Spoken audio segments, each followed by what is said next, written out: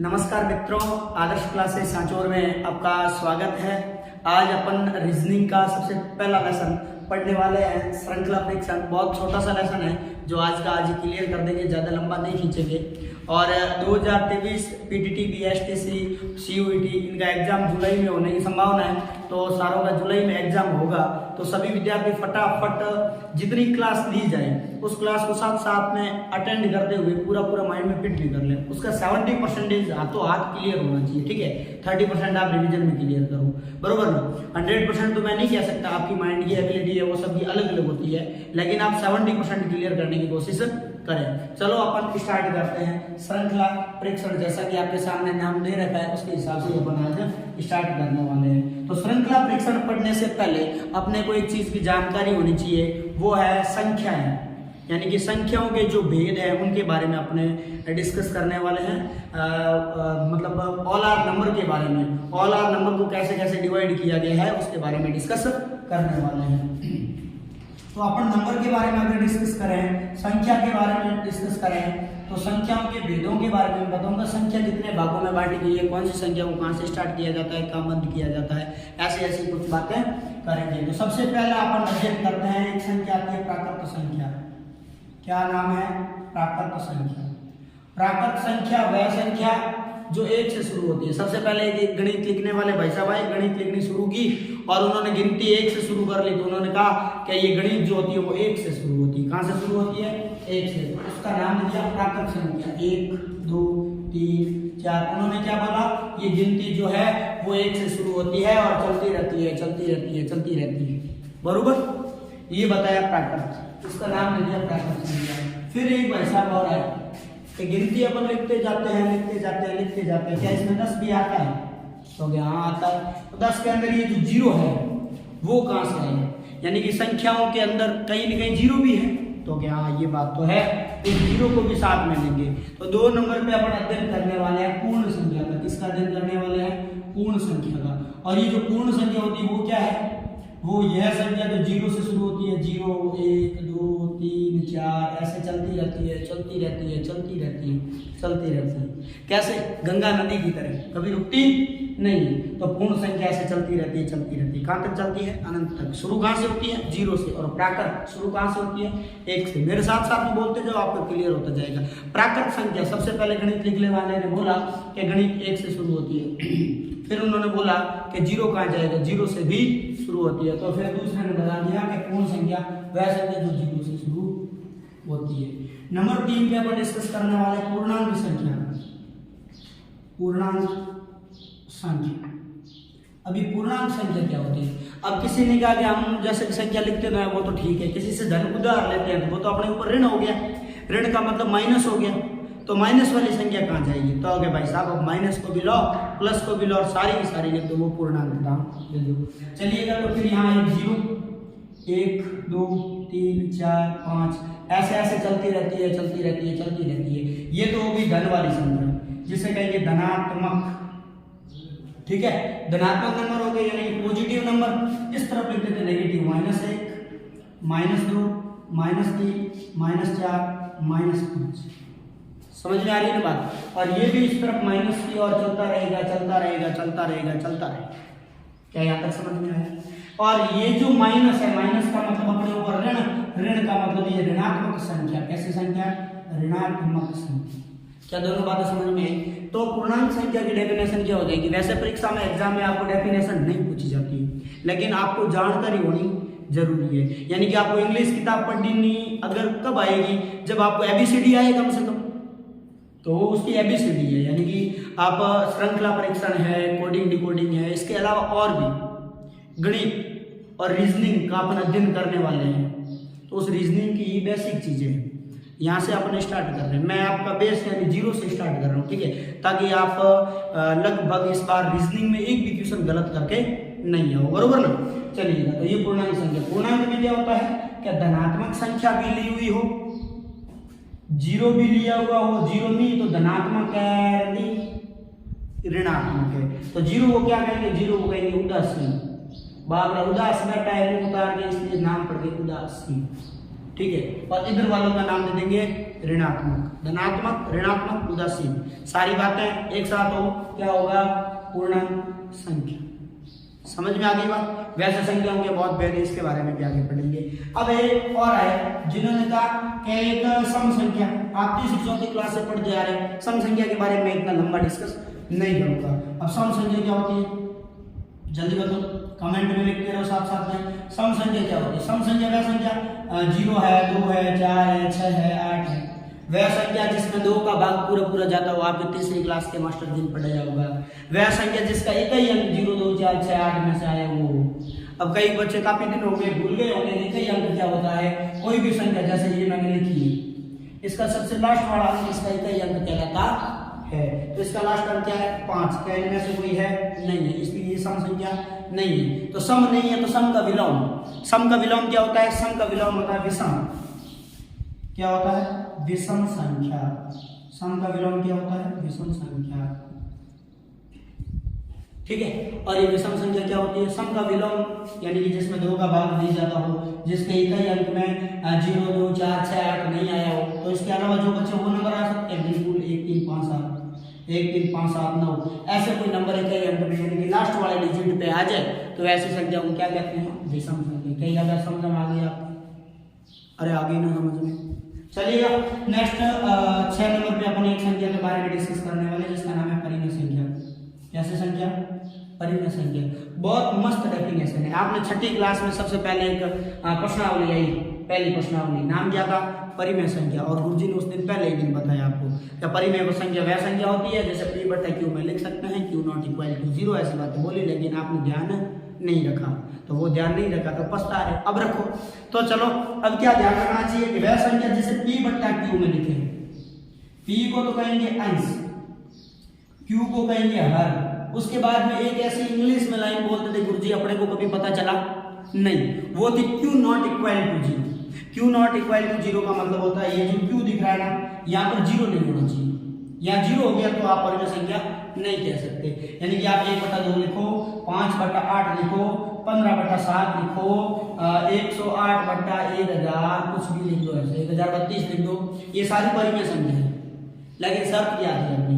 शर्त ये ठीक बट्टा में 0 नहीं होना चाहिए। ऊपर मैंने लिख दिया 7, नीचे अगर 0 है तो ये आपकी परिमेय संख्या नहीं है। मेरी बात समझ में आ गई? चलिएगा अब कई विद्यार्थी ऐसा सोच रहे हैं कि सर ये 0 ऊपर लिखूं, नीचे 10 लिख दूं, 5 लिख दूं, 7 लिख दूं, 8 लिख दूं, कोई भी नंबर लिख दूं, तो ये परिमेय होगी नहीं होगी? मैंने भाई साहब Q में 0 का मना किया, ऊपर थोड़ा मना किया। मैंने बोला Q ≠ = 0, यानी कि Q के बराबर में 0 नहीं होना चाहिए, यानी कि नीचे 0 नहीं होना चाहिए, ऊपर 0 चलेगा। तो ऊपर 0 है वो परिमेय संख्या हो सकती है, इसको आप परिमेय संख्या कह सकते हैं। क्यों? क्योंकि इसका आंसर क्या आता है? इसका आंसर आता है 0, और 0 एक परिमेय संख्या है। समझ में आ गई? तो परिमेय संख्या कौन सी होती है? वह संख्या जिसको आधा अधूरा करके लिखा जाता है, ठीक है, या फिर जिसे P/Q में लिखा जाता है, जिसको अंश/हर में लिखा जाता है, जिसको बट्टा-बट्टी में लिखा जाता है, जिसको एक लाइन के ऊपर लिखा जाता है, नीचे लिखा जाता है, बरोबर? ये सारी परिमेय संख्या की परिभाषा है। समझ में आ रही है मेरी बातें? अब अपन डिस्कस करते हैं कि सर किसी ने बोला कि ये 5 है, बताओ परिमेय है का परिमेय? तो सर इसको अपन क्या कहेंगे? ये तो P/Q नहीं है। 5 परिमेय हुई का परिमेय हुई? तो मैंने आराम से जवाब दिया मैं कि ये तो परिमेय है।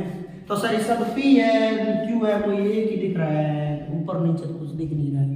अब आप 5 के अंदर 1 का भाग दो, उत्तर क्या मिलेगा? अरे बताओ क्या मिलेगा? 5 मिलेगा कि नहीं मिलेगा? तो 1 का भाग देने से कोई फर्क पड़ा? कुछ फर्क नहीं पड़ा, क्योंकि 1 का भाग देते वापस 5 आ गया, वापस 5 में 1 का भाग दो, वापस 5 आएगा, वापस 5 में 1 का भाग दो, वापस 5 आएगा। यानी कि 1 का भाग देने से कोई फर्क पड़ा नहीं, लेकिन फर्क बहुत पड़ा। क्या पड़ा? इसको अपन ने P और Q दोनों पदों में लिख दिया। यानी कि वह संख्या जो सिंगल हो उसके अंदर 1 का भाग देने पर उसके अंदर कोई फर्क नहीं पड़े, उसे परिमेय संख्या कहते हैं। ये अपनी परिमेय संख्या हो जाती है। क्लियर? अब है अपनी अगली अपरिमेय संख्या। अब अपरिमेय संख्या पढ़ने से पहले अपन 2 संख्याओं के बारे में डिस्कस करेंगे। 2 संख्या कौन सी? एक तो अपन डिस्कस करेंगे शांत संख्या के बारे में, एक अपन डिस्कस करेंगे अशांत संख्या के बारे में। अब सबसे पहले बताओ शांत संख्या कौन सी होती है? मैं थोड़ा एक एग्जांपल देता हूँ। आप कभी बार ऐसा भाग देते हो, है ना? भाग देने के बाद में अपना आगे जैसे कि यहाँ 7 आ जाए या 5 आ जाए, आपका तो सर भाग जाता ही नहीं, आपका तो सर भाग जाता ही नहीं। तो इस सिचुएशन में आप क्या करते हो, इसके अंदर भाग देने की कोशिश करते हो। तो यहाँ तो भाग में से जा रहा है, एक बार गया 5 बचा, फिर पीछे बच गया आपका 2 बच गया। अब आगे कोई संख्या भी नहीं है उतारने के लिए। अब 5 का भाग 2 में दो, सर भाग गया नहीं, फिर आपने यहाँ पॉइंट लगाया और जैसे पॉइंट लगा दिया 0 आता था, आपको पता हो। तो फिर 5 का भाग 20 में गया, 4 बार देखो 1.4 आया और 20 में 20 ये, और फिर शेषफल 0 हो गया। यानी कि पॉइंट लगाने के बाद भी अगर शेषफल 0 आ जाता है, पॉइंट लगाने के बाद भी अगर शेषफल 0 आ जाता है तो वह संख्या शांत संख्या कहलाती है। समझ में आ गया? यानी कि पॉइंट के बाद कुछ संख्या तक चलती है लेकिन फिर इसका शेषफल 0 आ जाता है, उसे शांत संख्या कहते हैं। तो सर ये तो अपन भाग दे के पता कर सकते हैं कि ये भाग दिया, बरोबर ना, भाग दिया और फिर पता चला कि ये शांत है। बिना भाग दिए आप इस संख्याओं के बारे में बताओ कि ये वाली इनमें से कोई एक संख्या अपरिमेय संख्या है या परिमेय संख्या। मैं बताता हूँ, ये वाली संख्या परिमेय संख्या है जिसे आप शांत कहोगे, बिल्कुल सही। ये वाली संख्या भी आपकी शांत है। अपना शांत और अशांत की बात करें तो मैं एक बार शांत अशांत बताऊंगा, वैसे परिमेय ये सारी है, ठीक है ना। और ये वाली मैं कहूंगा अशांत। अब आपके मन में एक झटका लगे चार्ज 40 वोल्ट छूने से पहले, इसको छूते ही आपको झटका लगा। कौन सा झटका लगा? यहाँ तो आपने शांत बोला ठीक है, यहाँ आपने शांत बोला ठीक है, यहाँ के आपने अशांत बोला। ये अपन सहन नहीं कर पाएंगे, ना ही आज करेंगे ना कल। बताओ ये अशांत हुई कैसे? अब मैं बताता हूँ। इसका हर देखो, इसका हर क्या है? 2 है। इसका हर देखो 8 है। 8 का मतलब ये 2 × 2 × 2 है, यानी कि कुल मिला के है तो 2 ही, 2 के अलावा कोई नंबर तो नहीं है। लेकिन इसका हर देखो, क्या इसका हर 7 है? बिल्कुल, मतलब 2 तो नहीं है ना, नहीं है। इसका मतलब ये शांत नहीं है। अब आप सोचोगे कि सर इसका मतलब जादू 2 में है, यानी कि जिसका हर 2 है वो शांत है। हाँ, जिसका हर 2 है वो शांत है। लेकिन एक शर्त और भी है, क्या? जो हर है ना, हर, उसमें या तो हो 2 और या हो 5, या ये दोनों ही हो, 2 भी हो और 5 भी हो। कैसे? मैं एक एग्जाम्पल दूंगा। एक है 17/50। क्या है? 17/50, बरोबर। अब इस 50 को आप क्या लिख सकते हो? सर 50 को मैं लिख सकता हूँ 2 × 25 और 25 को मैं लिख सकता हूँ 2 × 5 × 5। ऐसा लिख सकते हैं ना? ठीक है। अब इसके हर में वैसे देखा जाए तो क्या है? सर 2 है, 5 है, 5 है, 2 है, 5 है, 5 है, मतलब 2 तो है, 5 है, 5 है। इसका मतलब 2 भी है, 5 भी है, 5 भी है। ऐसी संख्या यदि हर में आए, ऐसी संख्या यदि हर में आए तो वो संख्या क्या कहलाती है? शांत कहलाती है।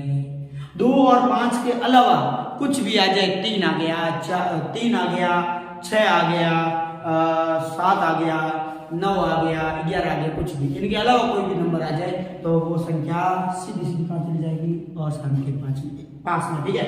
एक और एग्जाम्पल लेते हैं अपन। मैंने एक एग्जाम्पल लिया 17/24। क्या ले लिए? 17/24। बताओ मैं 24 को क्या लिख सकता हूँ? सर 12 × 2 लिखो ना। मैं 12 को क्या लिख सकता हूँ? 6 × 2 लिखो ना। और मैं 6 को क्या लिख सकता हूँ? 3 × 2 और एक ये वाला 2, एक ये वाला 2। अब इनको गुणा करो, 24 है क्या? 3 × 6, 6 × 12, 12 × 24, यानी कि 24 को आप तोड़ोगे तब ये बनेगा। अब देखो 2 है तो शांत की पहचान, 2 है तो शांत की पहचान, 2 है तो शांत की पहचान। लेकिन ये 3 आते आपके दिल में झटका लगा कि ये 3 आ गया है, इसका मतलब ये शांत नहीं है, यानी कि ये वाली संख्या शांत नहीं होगी। तो कैसी होगी मेरे लाल?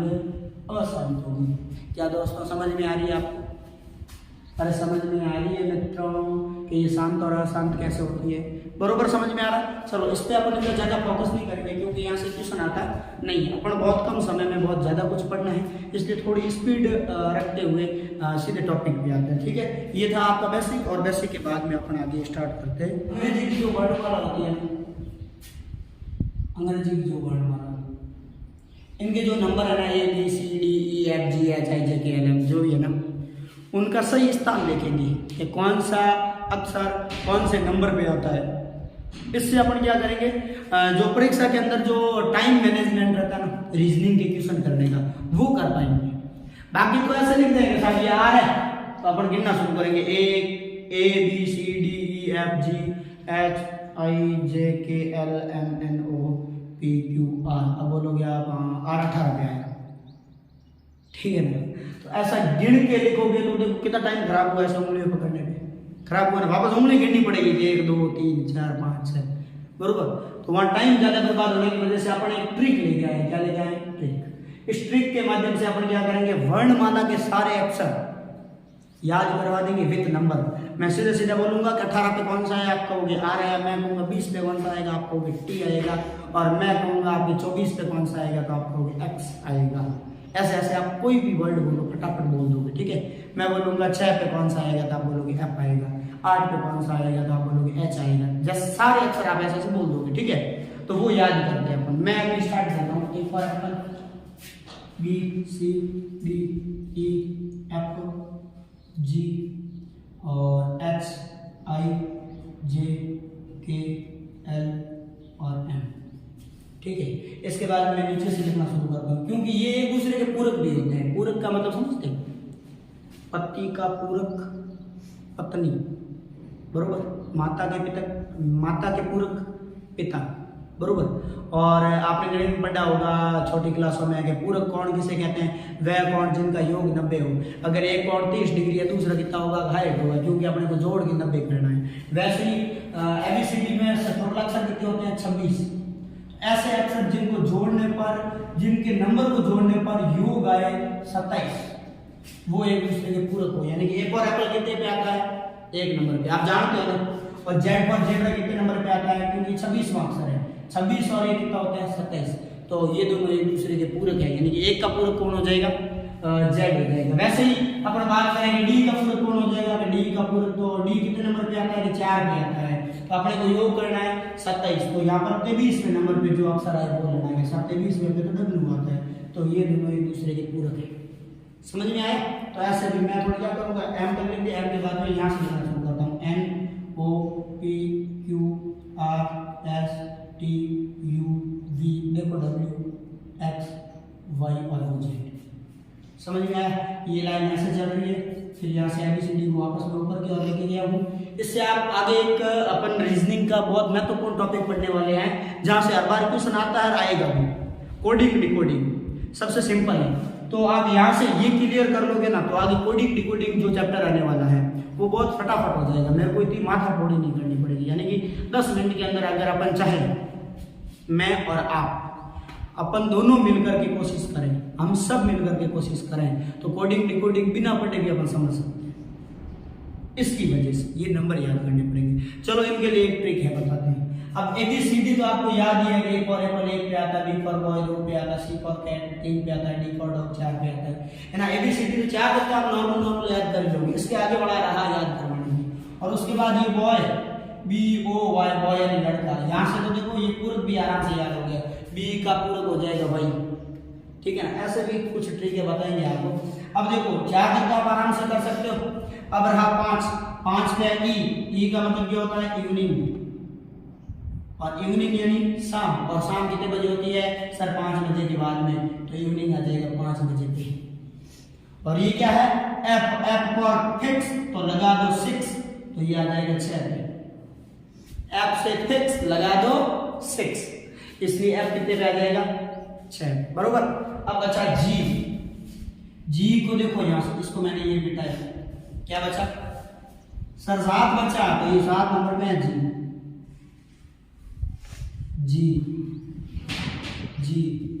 समझ में आया? क्योंकि जी 7 जैसा दिखता है, बरोबर। अब ये एच को ऊपर से ऐसे मिलाओ, नीचे से ऐसे मिलाओ, किसके जैसा दिख रहा है सर, 8 के जैसा, एच 8। याद हुआ? याद हुआ?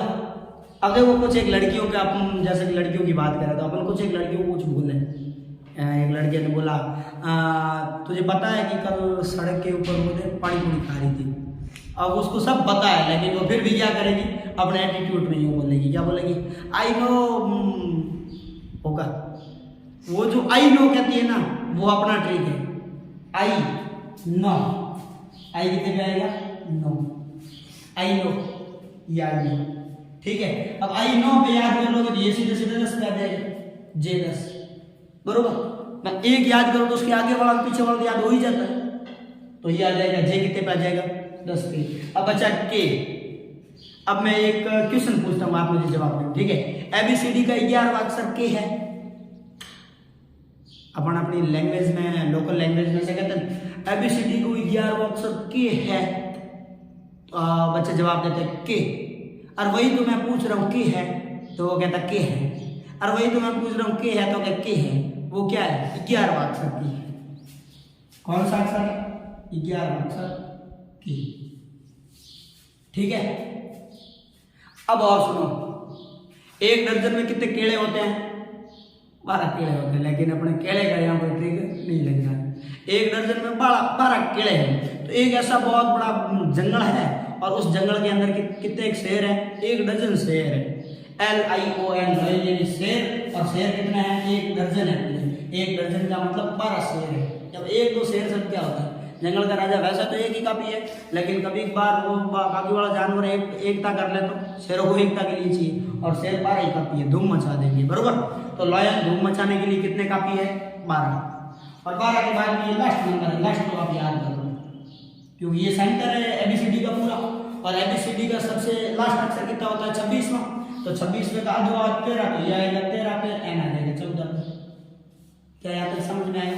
अब N 14 पे तो O P तो आप कर ही लोगे, ये 15 16, ये नॉर्मल थोड़ा बहुत तो आप कर ही लोगे, 16 ये कर लोगे ना। अब रही बात Q यानी क्वीन यानी रानी। वैसे तो रानी कब बनती है, वैसे तो रानी कब बनती है 18 साल की होने के बाद में, शादी 18 के बाद होती है ना। लेकिन ये रानी एक अपवाद है जिसकी 17 साल की होती शादी हो गई, तो ये रानी कब बन जाती है 17 साल की होती है। Q फॉर क्वीन कब बनती है 17 में, तो और बननी कब चाहिए 18 में, यानी कि रानी होनी कब चाहिए 18 में, लेकिन बनती कब है 17 में।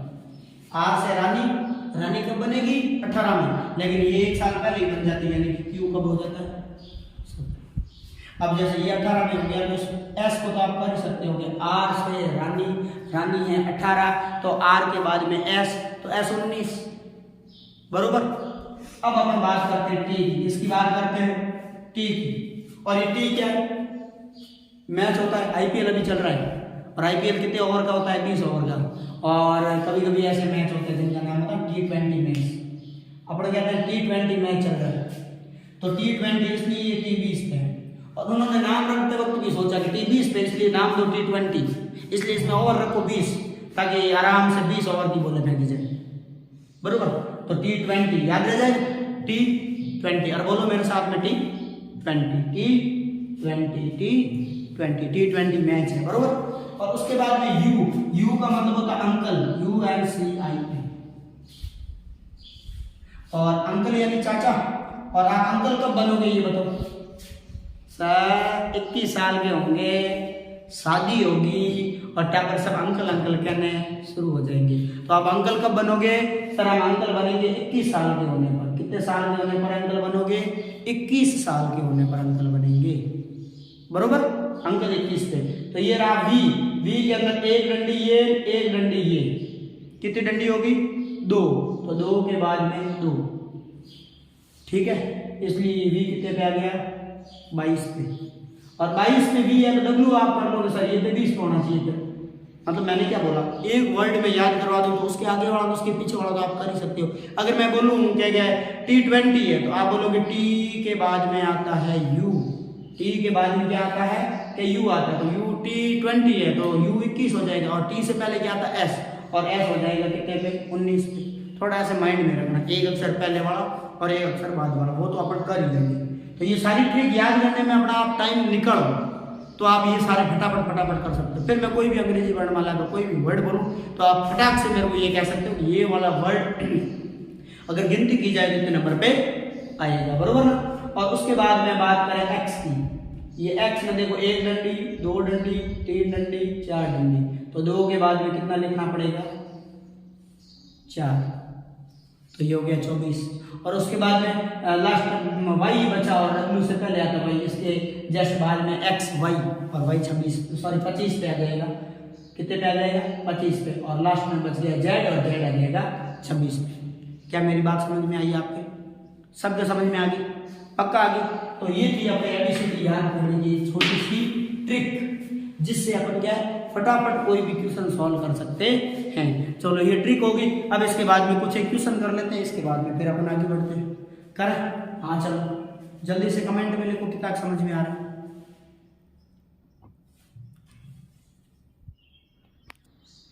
जल्दी बताओ कितनों को समझ में आया है। चलो फिर लेके आते हैं उससे रिलेटिव कुछ क्वेश्चन। क्या लेके आ जाते हैं? कुछ एक क्वेश्चन। अभी अपन पहला क्वेश्चन लिया, ऐसा कुछ बोर्ड में आपको ऐसा आपको कोई एग्जाम के अंदर मिल जाए, ऐसा क्वेश्चन आपको एग्जाम के अंदर मिल जाए, जैसा बोर्ड के ऊपर लिखा हुआ है ना वैसा क्वेश्चन आपको माना कि एग्जाम में मिल जाए। और यहाँ एक क्वेश्चन मार्क इस सीरीज में, ये जो एक सीरीज चल रही है ना सीरीज, इस सीरीज का अगला वर्ड क्या है? यानी कि पहला वर्ड यदि ए है, दूसरा डी है, जे जी है, जे है, फिर क्या है? ठीक है ना? तो जल्दी से कमेंट में बताओ। मैं एक सेकंड या आपके 30 सेकंड तक वेट करता हूँ, एक स्टेटस के बराबर में वेट करता हूँ। तब तक आप मुझे जल्दी से बताओ कि इसका अगला वर्ड क्या आएगा। कमेंट देखो फटाफट, मुझे पता चलेगा कितने विद्यार्थियों को समझ में आया है। बताओ जल्दी बताओ। चलो मैं बताऊँ। ए फॉर एप्पल 1 नंबर पे, डी फॉर डॉग 4 नंबर पे, जी 7 जैसा दिख रहा है, और ये के बाद मैंने कैसे 10 नंबर 10 नंबर पे आएगा जे। बरोबर। अब मुझे बताओ इसमें मैंने क्या जोड़ा तभी आया 3, इसमें मैंने क्या जोड़ा तभी आया 3, इसमें मैंने क्या जोड़ा तभी आया 3, इसमें भी 3 जोड़ दो, 13 पे जो आए उसको छाप दो। अब जल्दी से बताओ 13 पे कौन आएगा? एम फॉर मंकी 13 पे आता है, एबीसीडी का सेंटर बताएगा ना। तो इसका ये वाला वर्ड क्या है? एम। ठीक है, ऐसे करें आप, मैं कर रहा हूँ। और अगर आप करना चाहते हैं ये क्वेश्चन आप सेल्फ करना चाहते हो तो वीडियो को रोको, क्वेश्चन का आंसर निकालो और फिर वीडियो को देखो। बरोबर ना?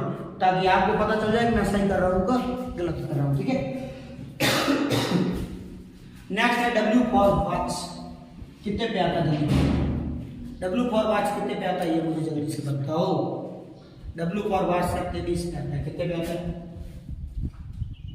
23। और यू T20, यू अंकल, और अंकल कब बनते हैं? 21 साल के होने पर। बरोबर। और आर के बाद एस, आर यानी रानी, रानी कब बनती है? 18 की, और रानी के बाद में आर एस, एस यानी 19। ठीक है। और क्यू, क्यू यानी क्वीन, बननी तो 18 में चाहिए, बनती 17 में है। अब देखो इस सीरीज में क्या है, इसमें से मैंने 2 कम किया, -2 किया, इसमें से मैंने 2 कम किया, -2 किया, इसमें से मैंने 2 कम किया, -2 किया। ठीक है। तो इसमें से भी सर -2 करें, बिल्कुल करो -2, कितना बचेगा? 15। और 15 पे कौन सा वर्ड आता है? ठोक दो। जो भी वर्ड आता है 15 पे उसको ठोक दो जल्दी से। कौन आएगा वर्ड 15 पे? ओ और ऑरेंज, ऑरेंज यानी संतरा। पहली क्लास याद आ गई? अरे मजे आ गए। पे और एप्पल, हाँ ए फॉर एप्पल 1 नंबर पे, सी फॉर कैट 3 नंबर पे। इवनिंग कब होती है? 5 बजे, और जी में 7 जैसा दिख रहा है। I know, I know, I know. बताओ कितना जोड़ा मैंने? 2 जोड़ा। कितना जोड़ा मैंने? 2 जोड़ा। कितना जोड़ा मैंने? 2 जोड़ा। कितना जोड़ा मैंने? 2। ठीक है। तो आगे भी 2 जोड़ दो, 2 जोड़ोगे तो कितना आएगा? जल्दी बताओ।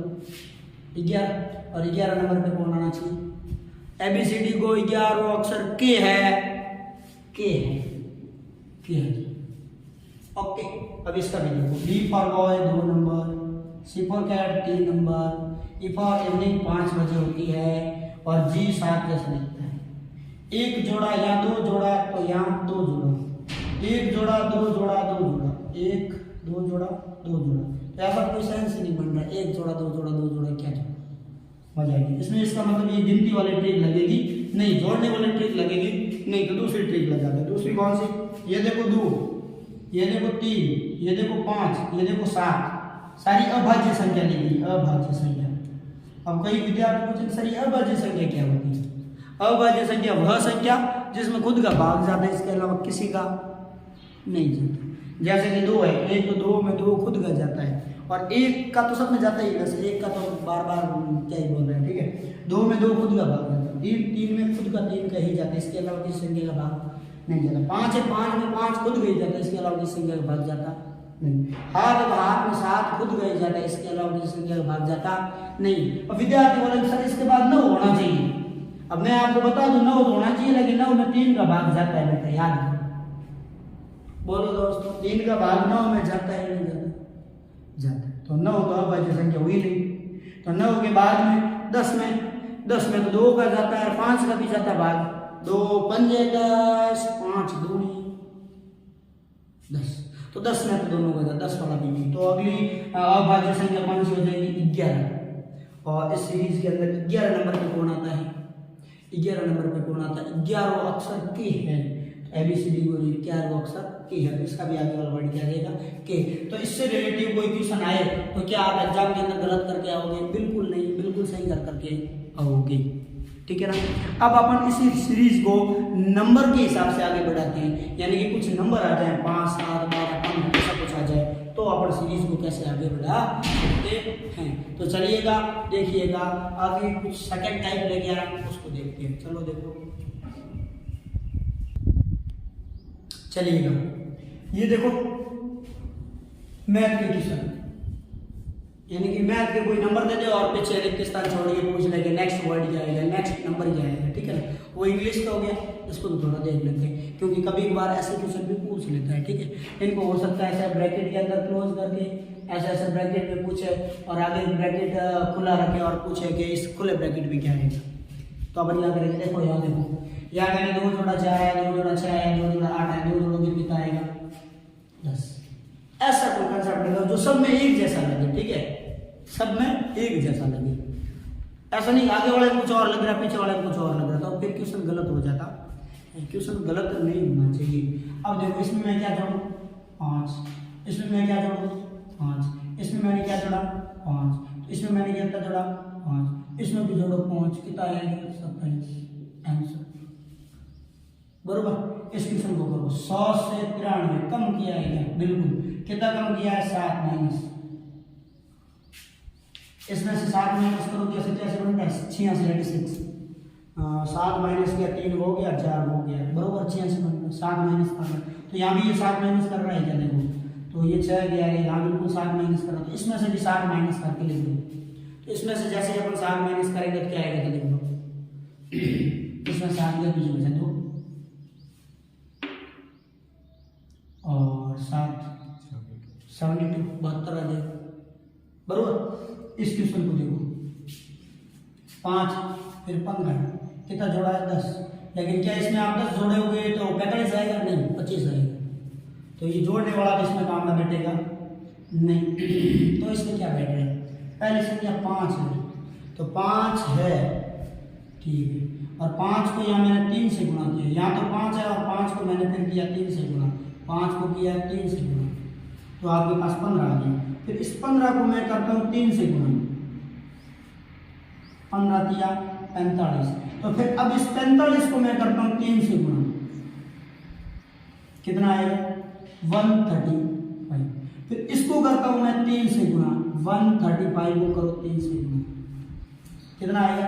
5 किया 15, ऐसे लगी 1, 13 किया 39, 40, 405 आंसर आ जाएगा। देखो एक जैसा कंसेप्ट रहेगा, 3 से गुणा 3 से गुणा 3 से गुणा 3 से गुणा, प्रत्येक नंबर को 3 से गुणा कर रहे हो तो आपका आंसर आ रहा है, बरोबर समझ लो। चलो इसमें देखो ये 3 फिर 15, यहाँ आपने 3 से गुणा किया, 3 को 5 से गुणा किया, 5 किया 15, ये 3 था, इस 3 को आपने 5 से गुणा किया, इस 15 को भी 5 से गुणा करो, 15 को 5 से गुणा करो तो कितना आ रहा है? 75 आ रहा है। तो ये तो सिस्टम में बैठेगा नहीं। तो ये 35 किस 2 संख्याओं का गुणा है?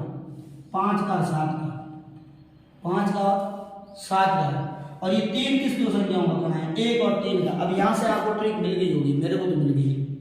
देखो 1 और 3, पहली विषम संख्या दूसरी विषम संख्या, दोनों को गुणा किया आगे। फिर इस 3 को यहाँ वापस लिख के इस 3 के बाद में अब ये विषम संख्या है 5, तो 3 को 5 को गुणा किया तो 15। फिर यहाँ से मैंने 5 को ले लिया, 5 के बाद में अगली विषम संख्या क्या है? 7, 7 पंजा 35। तो यहाँ से मैं ले लूंगा 7 और 7 के बाद में अगली विषम संख्या कौन सी है 9, तो 7 9 63। तो यहाँ से मैं ले लूंगा 9 और 9 के बाद में अगली विषम संख्या कौन सी है 11, तो 11 9 99। तो यहाँ आंसर क्या आ जाएगा 99। समझ में आ रहा है नहीं आ रहा है? ऐसे ट्रिक लगेगी। अब ये वाला करो, ये मेरे को कोई स्क्वायर दिख रहा है, x स्क्वायर दिख रहा है, समझे? ये 3 का स्क्वायर है, 3 गुणा 3। ये देखो 5 का स्क्वायर है, 5 गुणा 5।